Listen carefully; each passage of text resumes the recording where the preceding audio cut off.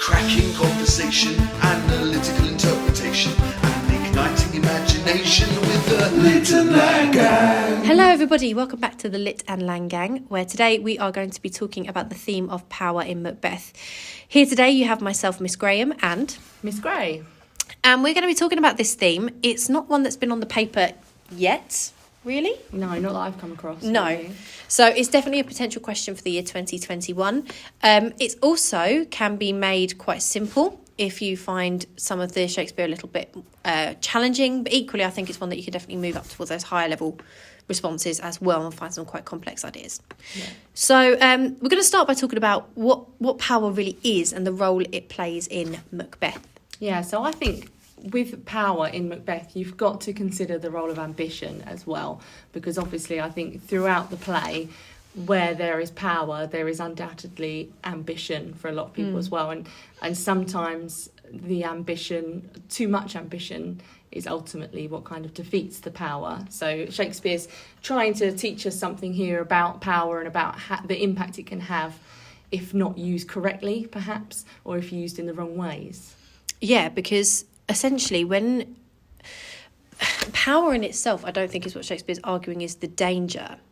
It's the illness that should attend it, to quote Lady Macbeth. It's what you do to achieve it, how you go about that, and if technically you are destined to have that power yourself. So ultimately it's a destructive force for Macbeth and Lady Macbeth. Yeah. The ambition and having the power is what leads them to their demise. But for some characters, it's actually, what's the word I'm looking for? Quite good. Fruitful. Yeah, the opposite of fruitless. So yeah, it's good for them.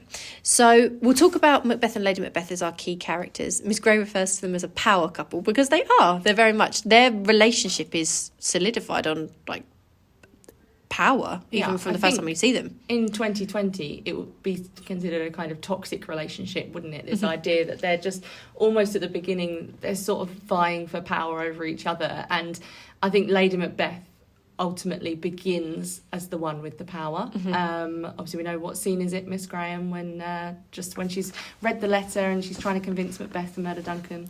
What would that be? Act 1 scene 7, when she's trying to convince him to murder Duncan. Yeah. Act 1 scene 7. So she obviously has the large majority of the dialogue in that scene. She dominates the scene. She has the power within that scene. She's the confident one. Yeah. In that scene, and Macbeth is very fearful, uncertain, and not just from the distribution of the dialogue, but even the things they say, and the fact that she holds more power at that point in the play. She does. So in Act 1, Scene 5, when she reads a letter and then she kind of is like plotting, then Macbeth arrives in the scene. I think the actor who plays Macbeth would literally have like 3 lines or something like that. It's tiny. There's nothing to say. And she's saying things like, look like the innocent flower, be the serpent under it, leave all the rest to me. It's very much on her terms, and he seems very much like subservient to her. He does exactly as she says. When he stands up to her later, it goes back to that normality. So he kind of says, we'll proceed no further in this business. It doesn't take much to convince him round. Yeah. She takes a few different tactics to get there, but ultimately she is successful.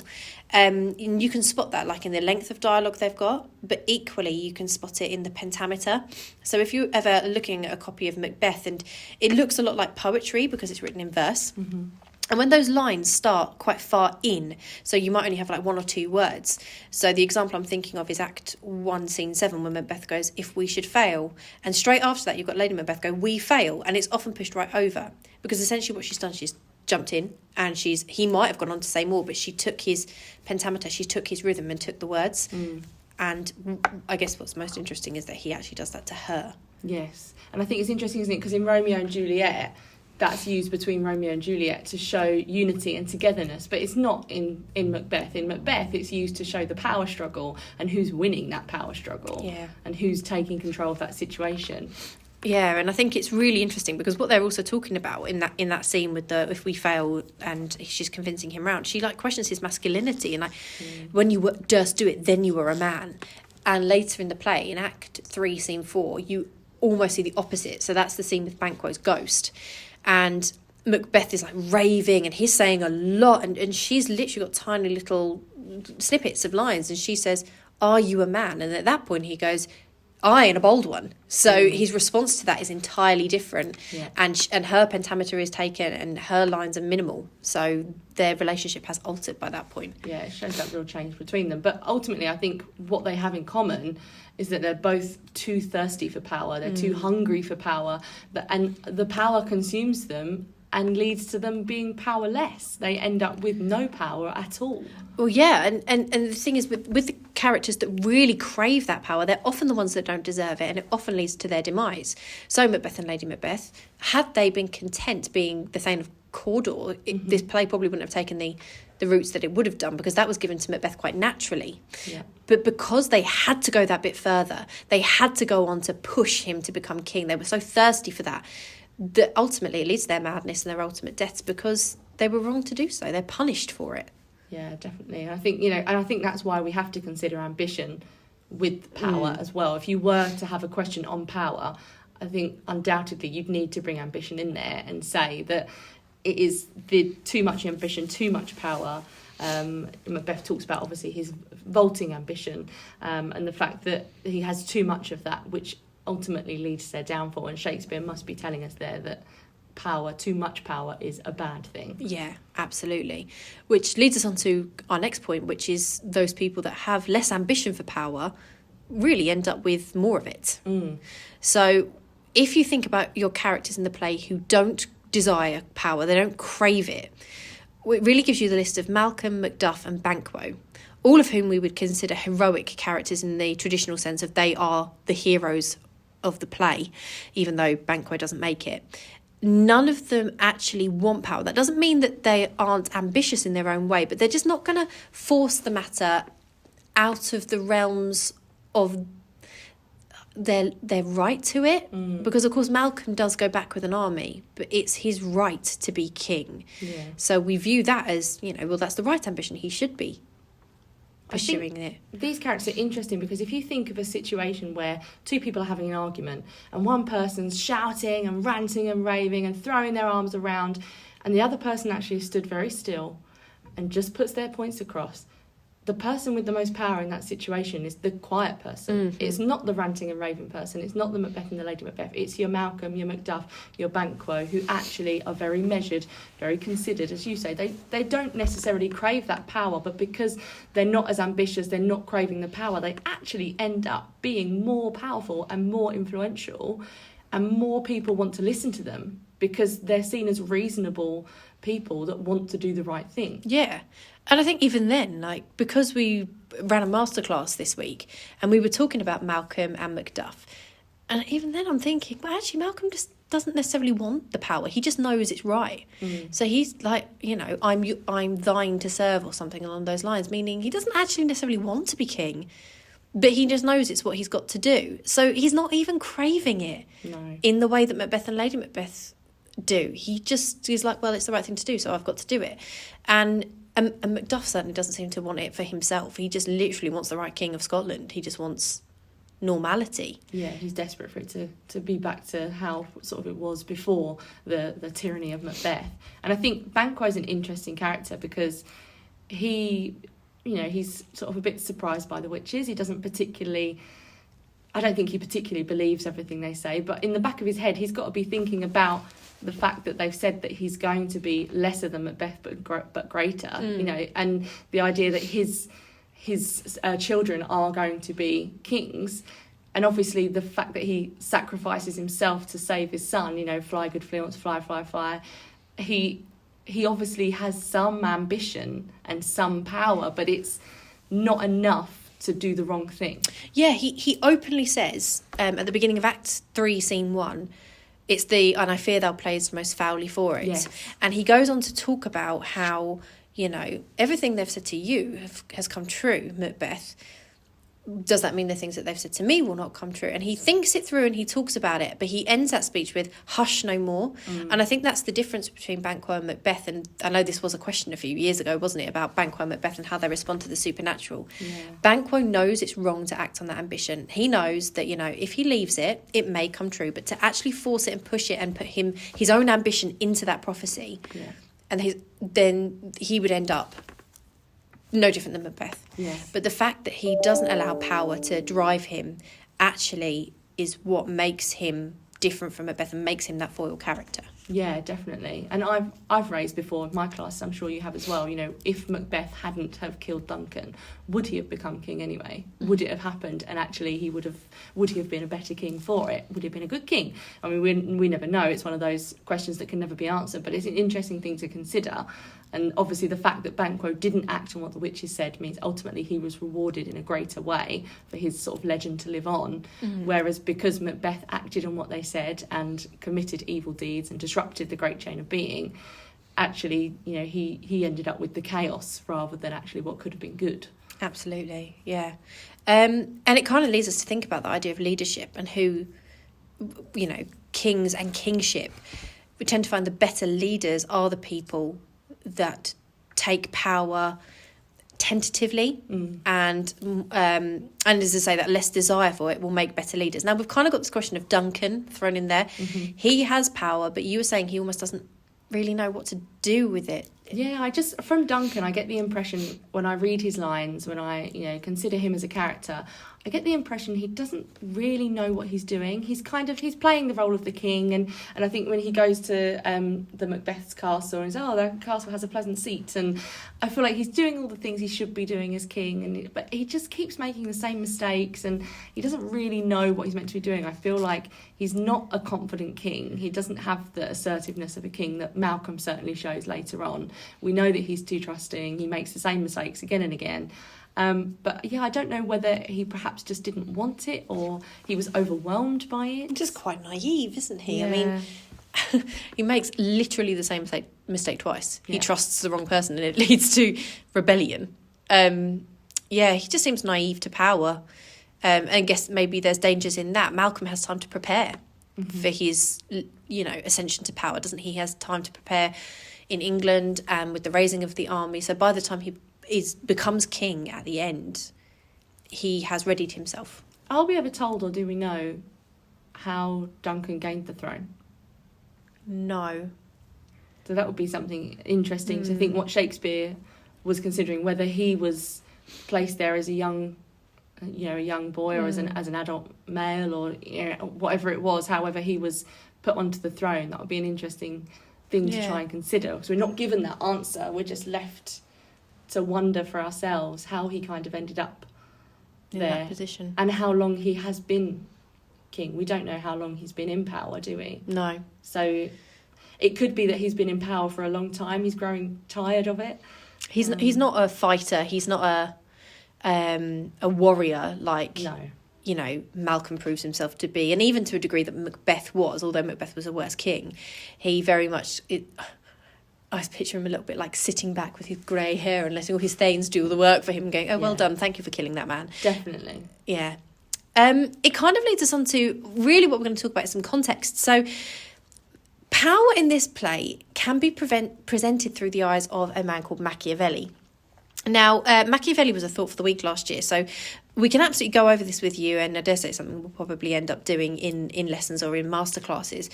Machiavelli was a philosopher who argued that the ends justify the means, and all that basically means is if you have an end goal in sight, whatever you do to get there is justified so long as you actually achieve it. So if we were to give a modern day example, he'd be like, right, you want to get A's on your GCSE English literature. So if you steal the paper, find out what's on it, and then go into your exam and write a perfect answer, that's okay because you got what you wanted out of the end of it. The ends justified the means of getting it. That's not what we're advising, by the way. Definitely but not. No, it'd be impossible to do as well. But that's the kind of guy we're talking about here. So we often look at Macbeth as quite a Machiavellian leader. He sets his sights on king and being a king, and for him, killing Duncan isn't wrong because, well, he ended up being king and that's what he wanted. And Machiavelli also stated that it's better to be feared than loved. And I think what we end up seeing here is that Macbeth, a powerful king, ultimately only has fear, and that power in itself and fear, it's not enough. You've got to have something else with it. I mean, Duncan was, you might argue, too loved, too trusting of other people, and therefore his grip on power is quite weak as well. But perhaps actually what we have in Malcolm, someone whose power we will not witness, but we can expect to be good, because he will be both loved by the people for returning and bringing order to Scotland, and feared for turning up with an army and defeating the previous king. He will actually have the strongest grip on power. So Machiavelli is quite a nice theory that you can use in sort of those top end responses to kind of argue that, you know, Machiavelli's theories are evil and wrong, and look what that did to Macbeth. His grip on power was actually very weak because he believed being feared is better. Yeah, absolutely. I think if you think of the character of Macbeth, aside from Banquo at the beginning, he has no allies. And he is purely feared by people for his murderers. You could say the murderers are his allies, but I don't think they're people that would ever support him personally. They do what's best for them. So the fact that he has no allies, the fact that he is purely feared, I don't think you can sustain the power you have with fear alone. I think that's the trouble. It will work initially, and people will be scared of you, and people will get into line, but there's only so long people will do that. Yeah. And you actually need the love as well, or the respect, perhaps we would talk about in a modern sense, that you need to be respected as well as feared. And I don't think you can have just fear alone. And I think Macbeth really proves that. And Malcolm has allies already. Obviously, he has his army that he's built while he's been in England.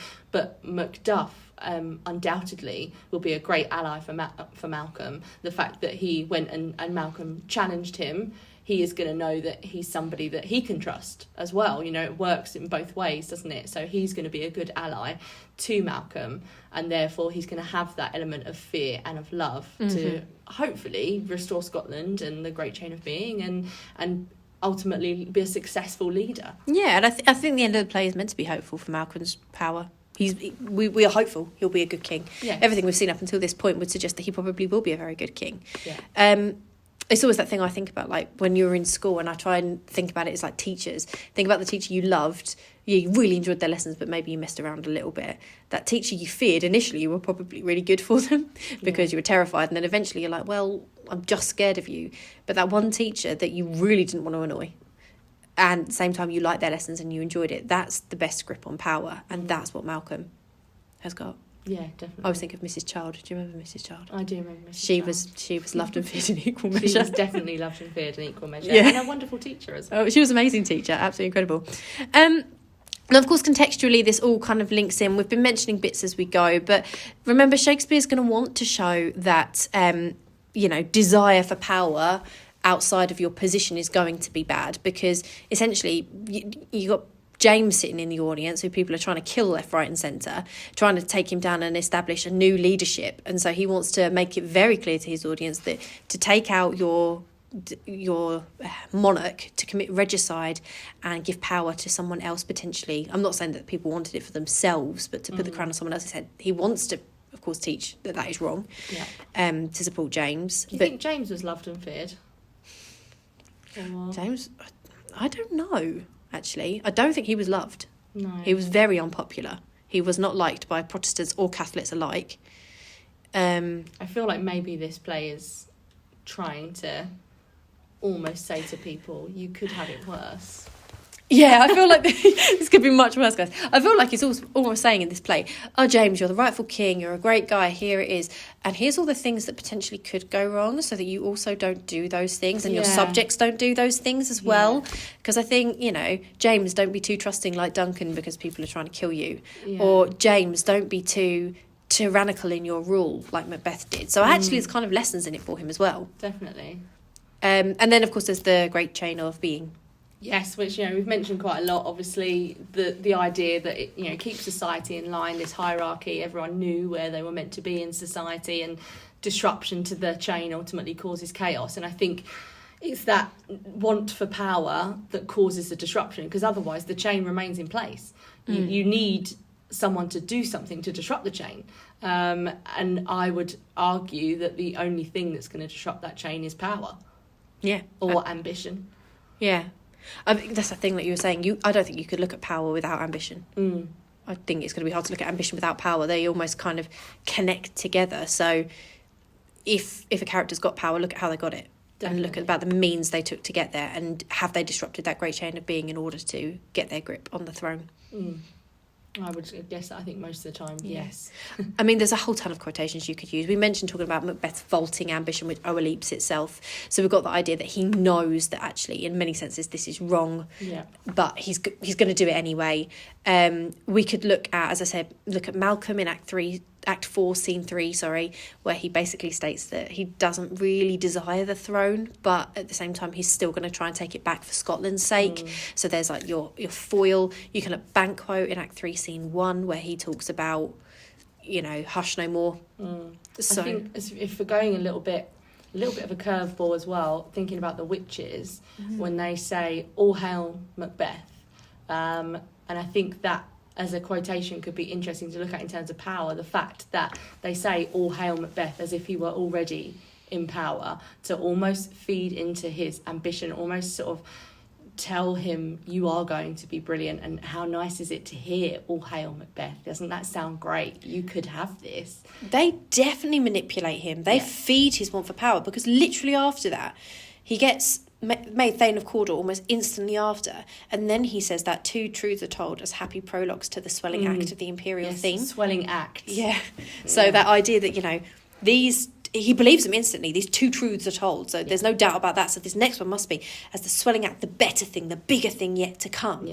Because they're fed into that. They themselves have done a little power play there, and they like playing and having power over humans. There's even that little reference of the woman that was eating chestnuts, and she asked for a chestnut, and they were like, and the woman said no, so they killed her husband.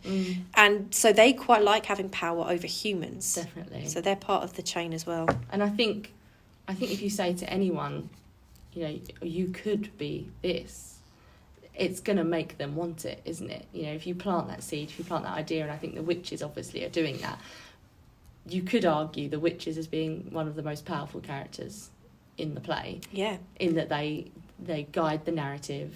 They, obviously, the prophecies show everything that's happening. They influence, they manipulate. They certainly have a large amount of power. And I think the head witch, I've heard it pronounced lots of different ways, like Hecate, Hecate.